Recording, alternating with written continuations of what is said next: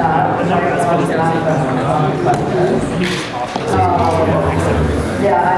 here inviting you guys to the new commentator. Let's talk about you all.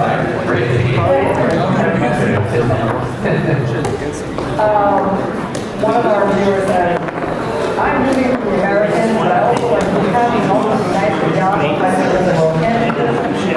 Also, I like the other players. Sorry, it was tough. No, honestly, I feel like that actually sums up my feelings.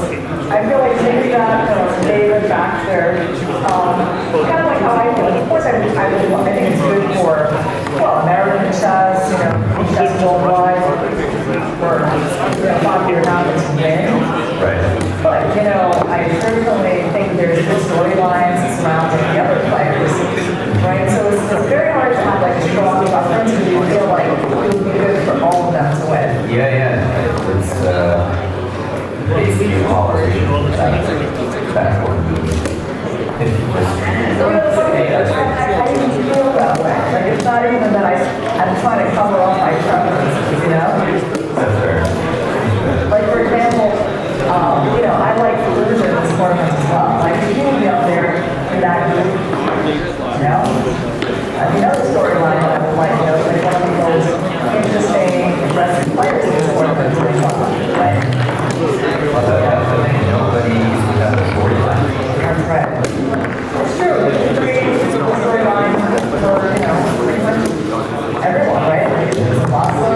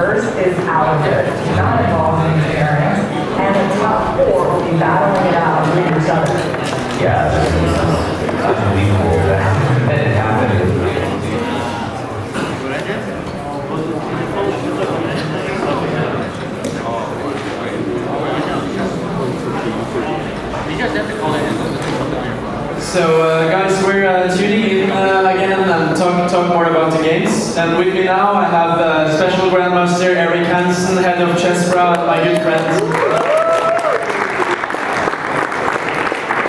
I've been under the weather this week a bit, so I've had Ari here, and I've heard he's done a very good job of it.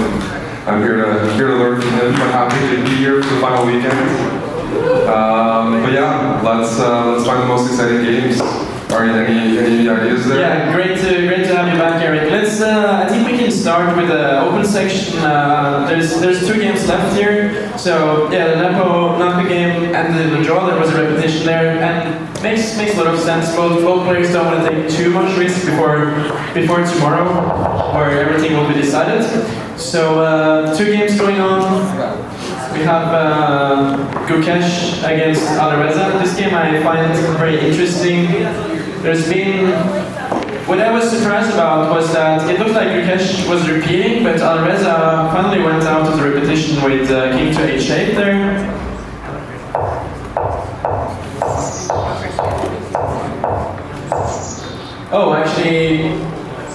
Sorry.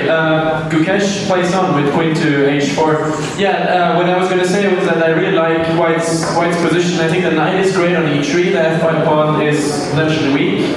And this is a very one-sided game. I mean, White can potentially create past pawns on the queen side, and Yeah, I think Yukesh has very good chances here. It looks very unpleasant to me. The black pieces are a bit tied down. What do you feel, Eric?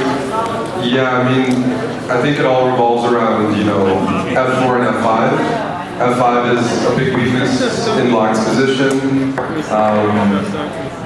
But part of how you assess that is whether or not it can be attacked. And white's pieces are perfectly placed to just put long-term pressure on the F5 pawn. Whereas the F4 pawn, it could be a weakness, it's an isolated pawn, but it's solid where it is right now. And if F5 ever drops, E4 is going to drop. So kind of two pawns in black are kind of weak to me. A3 is also going to be weakness in some sort of rook endgame. And only F4 seems to be white's weak pawn. So I definitely prefer structurally white's position, but activity-wise, even more, because the rook on D5 is very good. Knight on E3, that's a good blockading knight. And yeah, Yukesh has to catch up half a point. This is a really good, pretty risk-free position to play for a win. Yeah, it's hard to suggest moves here for black, but let's say black trains rook on G1, king takes G1. The issue doesn't go away. I mean, black has a hard time activating their pieces because they're tied down to defending this F5 pawn. I mean, like let's say black gives a check on G6, white can just play king F2.